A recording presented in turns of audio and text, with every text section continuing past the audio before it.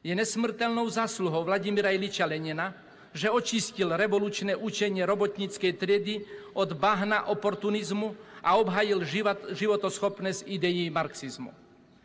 Vďaka tvorivému rozvoju a uplatňovania leninských ideí v teórii praxi komunistickej strany Sovietskeho zväzu a celého medzinárodného komunistického a revolučného hnutia sa marxisticko-leninské idei stali dnes silou, ktoré nadchýňajú miliónové masy na všetkých kontinentoch a rozhodujúcim spôsobom ovplyvňujú vývoj súčasného sveta. Stará múdrosť nám pripomína, že vlk zostane vlkom, nech sa zahalí do seba krajšej beranej kože. Heslo socializmu s ľudskou tvárou bolo v skutočnosti maskou, ktorá mala zakryť pravú tvár kontrarevolúcie u nás. Československý experiment sa mal stať novým argumentom pravicových oportunistov pre revíziu a deformáciu marxisticko-leninských princípov budovania socialistickej spoločnosti.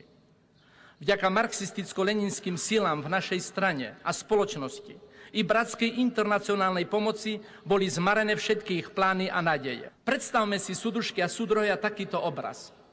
Začína horeť dom, ale hospodár je natoľko omamený alkoholom alebo hašišom, že požiar nehasí ani nevolá iných na pomoc. O pomoc nakoniec požiadajú synovia. Pomoc príde a po uhasení požiaru hospodár a jeho pochybní priatelia kričia do sveta, že pri hasení sa postrikala perina. Naši hospodári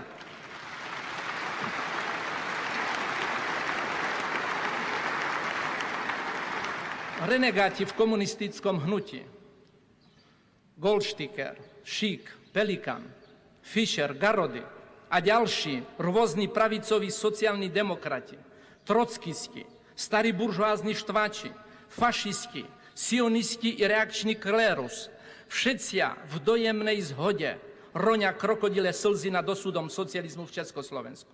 I na nich platí porekadlo. Psi brešu a karavana ide ďalej.